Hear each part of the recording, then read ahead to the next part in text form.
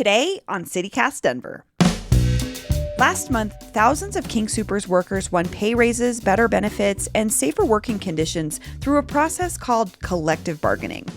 Now, a new coalition of workers at the Denver Public Library, the University of Colorado, Denver Health, and UC Health are all pushing for that same right. This is about empowering public workers, which is about bettering Colorado. So this impacts all of us. They're working with state lawmakers on a new bill to do just that. But Governor Polis apparently thinks giving public workers the same rights as private sector ones isn't such a great idea.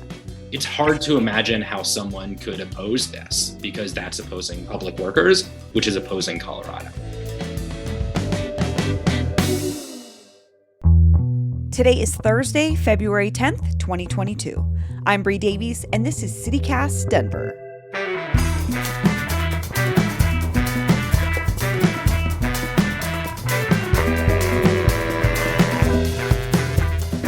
Yeah, you want your headphones in your computer if that's possible.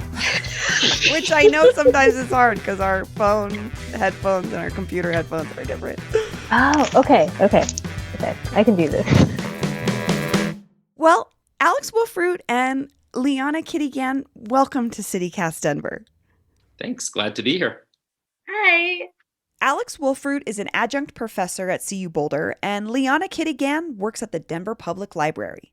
So you both are members of the CWA Local 7799, which is pushing for a big change to our state's labor laws at the legislature this year. And this is a pretty interesting group of folks that have come together. Alex, can you tell me, what is CWA Local 7799 and where did it come from? So fundamentally, we are public workers for the public good.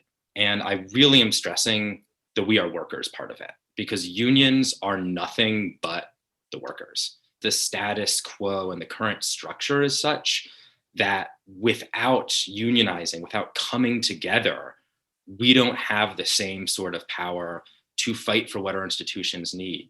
A brief history of our union goes back to CU Boulder in 2016. I was a graduate worker at the time there. And what we saw as graduate students at CU Boulder was that by working through the system, through the official shared governance, we were unable to make any sort of meaningful change around compensation, around discrimination, around healthcare. And after realizing that for a few years, some folks deeply involved in shared governance and some others, including myself, formed an independent labor union to create this power to make that change. At the same time, workers at Denver Health were self-organizing because they too saw that they could not make the changes they needed through the system. And after a lot of internal discussion and engagement, they decided to connect with us and to build out this public worker for the public good model.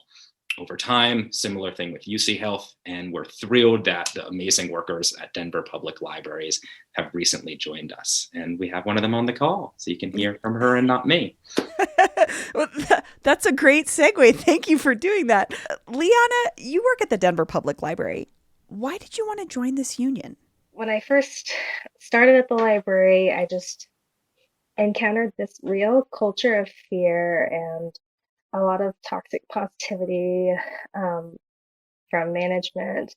And it was really heartbreaking to see all these people who care so much and give so much of themselves into keeping this space, this public space free and welcoming and having as much as we possibly can to bring to people, and to have them be so afraid to say what they felt was true and to feel unsafe and not know how to talk about it because they get shut down or it was just, it was really hard to watch. And I was like, I don't think this should be this way. There has to be something we can do. And the more I learned about public worker rights, the more I think that we do need collective bargaining. Like I recently learned that public workers, including library workers, don't have federal OSHA because it has to be private employees. So, and there's no OSHA through the state for public workers. So we have no one to talk to if we're working under unsafe conditions. Wow. Which is something that I think folks don't think about when we think about a space like the library, but it's like any other work environment, right? You're encountering things that are unsafe. Can you talk a little bit about what that sort of means in the library context? Yeah. So in terms of safety, it's definitely like a lot of our buildings are very, very old, which is Mm. like really cool. It Sure. often means they're dealing with a lot of issues a lot. And when it comes to like being too hot or being too cold Mm. or something not working, like plumbing not working, um, instead of having workers stay home, they'll try to have them come in and like use other bathrooms in other places, or it's just not um, it's not reasonable to expect people to overheat while they're working. No, not in any work environment. And I see what you're saying, where it's like if we don't have somewhere to take those concerns, you're kind of silenced. My cat Freddie loves to be brushed and cuddled. But stirring up his cat allergens meant sneezing and itchy eyes. Then I found Purina One Live Clear. It's cat food that reduced the major allergen and my suffering in as little as 21 days. Now, we feel closer than ever. If you have issues with cat allergens, you really need to try Purina One Live Clear. Try new Purina One Live Clear today. Purina One, a difference from day one. And Leona alluded to this, but one of the main changes you all are pushing for is the right to do collective bargaining. Can you give me a really basic explanation of what collective bargaining is? So if I have a problem with my job and I go talk to my boss, nothing's going to happen. And that's not anything about my boss. It's just as an individual in a giant institution, there's incredibly little power. Collective bargaining lets the workers collectively sit at the table. And how would the bill you all are working on change things for public employees? Yes, briefly, what this bill will do is expand basic democratic labor rights to public workers in Colorado, the same sorts of rights that already exist in the private sector. So this will let, for example, any public worker, if they so choose, could join with their fellow workers to create such a union. And if we do, if a majority of workers in a workplace want this, we can then sit at the table to bargain for whatever we need. Collective bargaining is also critically important to closing racial and gender wage gaps. So it's hard to imagine that anyone could possibly oppose unionization in this bill because it's just straight up democracy in action, trying to give us these democratic tools in the workplace to fight for what our institutions need, be it safer staffing in our hospital, be it better support for our students in higher education, or whatever else we're seeing all across the board. Liana, why do you want collective bargaining? What are you hearing maybe from your cohorts at the library as to why or how this could be powerful for you? It's funny that you people think libraries are just like very peaceful and easy. Yeah, there's It's definitely really this picture of this like utopian space. it's really not. And it's funny to be such a big part. Libraries mean so much to what it means to have an open democracy, freedom of information. But for library workers, there's nothing democratic about our jobs. It the structure is very hierarchical.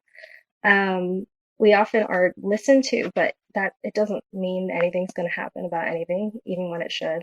Um, we're struggling with just not being paid a living wage, and it doesn't matter how many times right now we say it. We're being told that it's our problem. Maybe we should seek mental health help, when really it's so many people across so many different types of job at the library. So collective bargaining would mean having a source of accountability or the chance to build accountability into our structure. That would help build trust between us, and I think it would make us stronger and more effective library for both the staff and for customers. It's good for everybody. It's Mhm. I mean, it makes sense on a base level. If people enjoy going to work, they feel safe there, they feel heard. They're, you know what I mean? That translates to the folks that you work with every day, which I think you're kind of alluding to this, but libraries are very, they serve so many purposes in community. Thank you for sharing that, like a bigger picture, I think, for folks that don't know what librarians do. Alex, when you spoke with my producer before the legislative session started, you said that you were optimistic about this bill that you're working on's chances and that you'd collected a lot of support from lawmakers. But now Governor Polis has come out against the bill. How did that feel? So, from my understanding, Governor Polis has only come out against some aspects in some cases, but regardless, I don't really want to focus on that right now because I don't think that's the issue. The issue is about us, the workers, and what we can do for our public institutions. I'm sure that we can get something across the line that empowers public workers because that empowers Colorado. And as I said previously, it's hard to imagine how someone could oppose public workers having basic democratic rights and protections in the goal of bettering our public institutions. So I think we just keep focusing on the nurses who are doing everything they can to get us through, yes, COVID, but through everything else.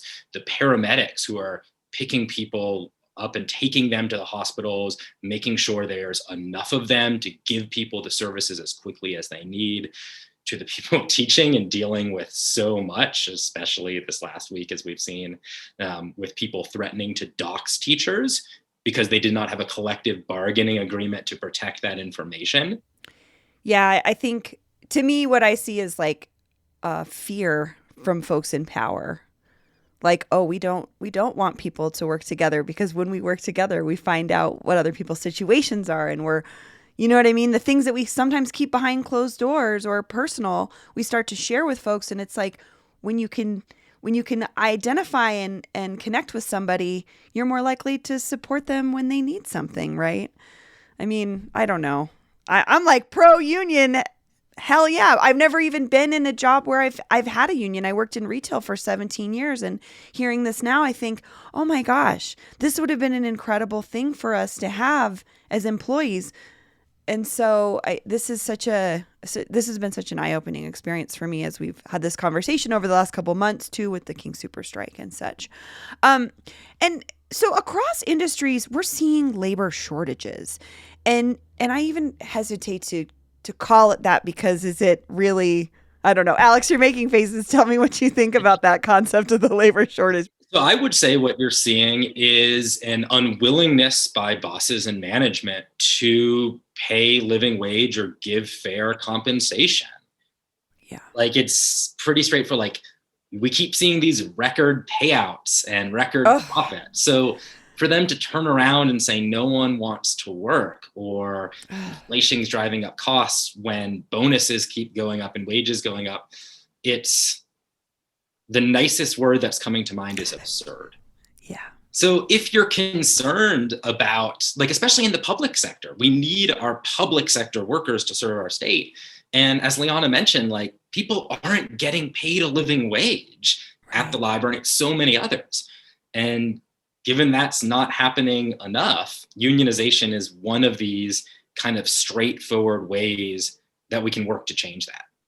So one Republican lawmaker recently told CPR News that his concern over this bill is that collective bargaining leads to strikes like it did with King Soopers, and a strike within a public institution could potentially have more negative effects than one affecting, say, grocery stores. So does collective bargaining open the door to people's lives being disrupted in these really essential ways, like, say, if snowplow drivers or paramedics are unionizing? Yeah, so public goods are already disrupted.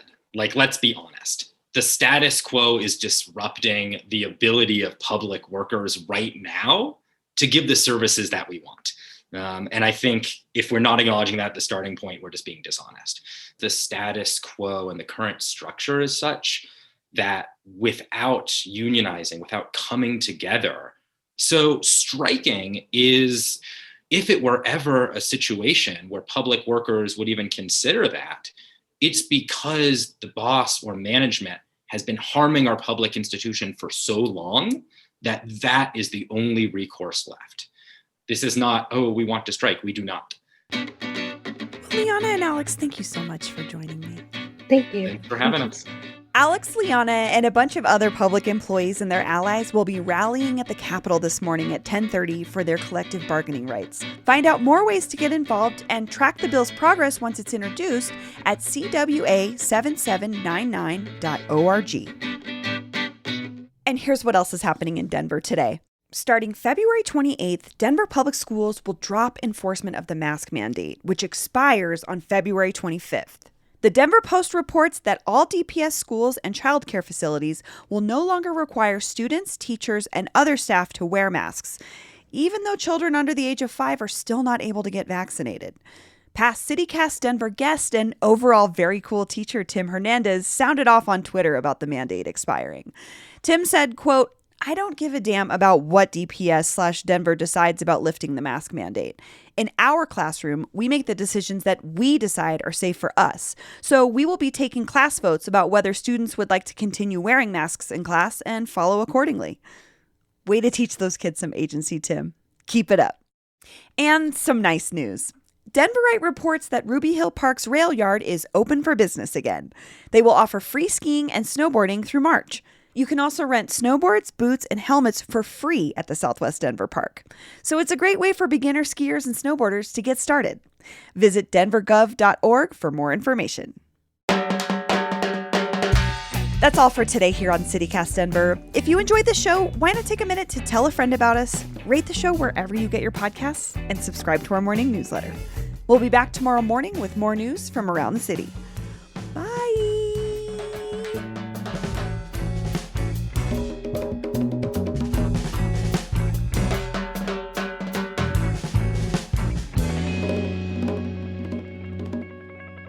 Visit denvergov.org. That's what I felt like when I was reading that other one. I'm like, robot, robot, robot.